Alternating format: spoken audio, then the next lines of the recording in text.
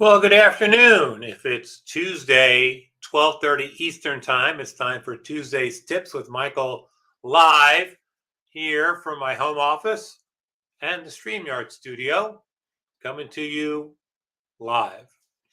Well, we are embarking on this little 4-week journey. I'm calling it management. This is a leadership tips program, but we're going to do a little bit about supervisory skills and managing people over the next 4 weeks. And we're going to start each of those 4 weeks with a little overview on being the boss and what that actually means. So, as I said to many of our organizations we work with, who tend to promote people before they have the skills to actually manage people. I'm not sure why organizations do that. And if you do that, I would encourage you not to do that. I would definitely give those high performing individuals, wherever level they are in the organization, some skill training on being a boss before they actually become a boss. I know that sounds basic 101, but a lot of organizations we work with just say, okay, you four are now bosses. These are your people, go. Not a good idea. It's just not a good idea because this is what it is. And I tell new managers this all the time.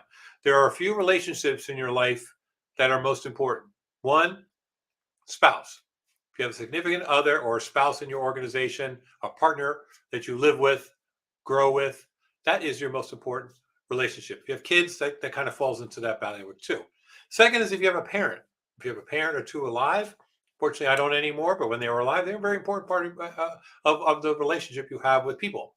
The third is your boss. So you have your spouse, significant other, kids, parent, and then it's the boss. The boss is a significant relationship and figure in your life. Your boss has so much influence on what you do day in and day out.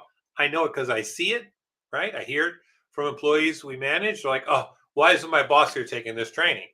Well, that's a good question. Why is your boss here taking this training? So supervisors have this, not this power, but this relationship with their direct reports that control their time off, their evaluation, their annual reports. So this relationship is really important. So over the next 4 weeks, we're talking about the type of manager that you are, the type of supervisor that you are, and we're going to use DISC in that process. So we use the Everything DISC management profile. It's on Catalyst now. This is what it looks like. If you want to take the management profile, this ping me wherever you're seeing this. I'm happy to share it with you. And over the next 4 weeks, we're going to be talking about the 4 styles of managers and what that means. But it's very, very important that supervisors get some skills, both on the behavior side, the interpersonal skills, but there's a whole set of compliance stuff, which we're not going to talk about, that the managers are responsible for. They need to know also. But today, we're going to talk about the D manager, the D boss, right? The dominant boss, as we all know, the DISC profile, that D boss. So D bosses are direct, firm, strong-willed, forceful, results-oriented, type A personality, get it done yesterday kind of boss, right? Some of you either work for that kind of boss or you've been that kind of boss, right? So the first part is understanding how that behavior affects those that report to you. And depending on how much of an extreme D you are, right, how far close to the edge you are, that D could be a hindrance in trying to get some things done.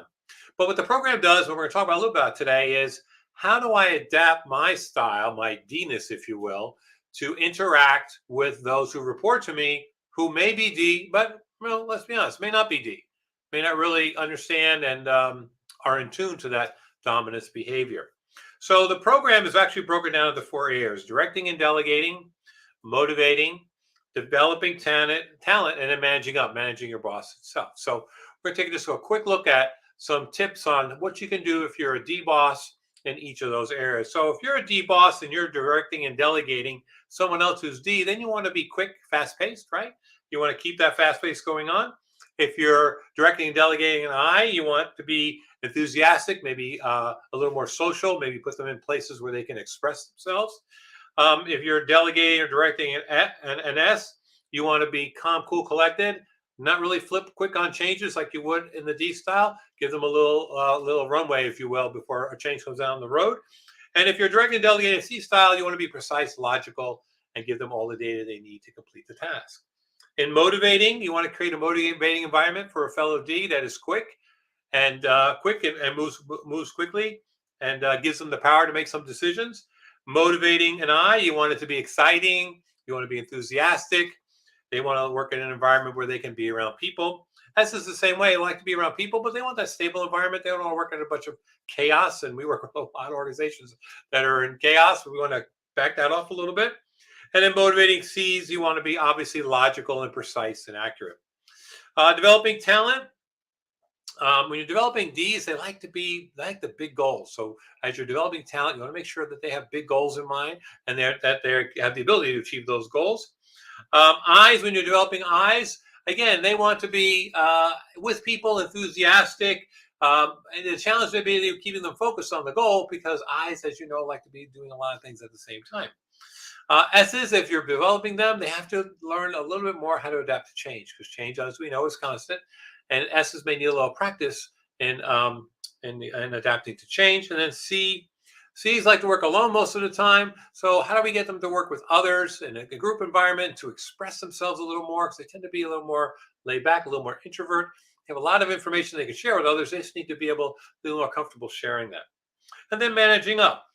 If you are a D and your boss is D, this is probably no worry for you. But you'll be quick and to the point.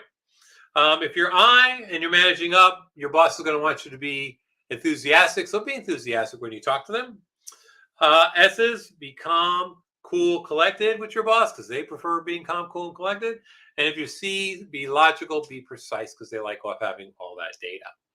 So that's kind of the D management. So we're going to talk about I next week, the I boss. But again, I'm going to start this up by, that little prelude about how important being a boss is in your employees' lives. So, so this is Tuesday's Tips with Michael. Be a great boss, be a great manager, understand the role you play in your employees' lives, and we'll see you next Tuesday here.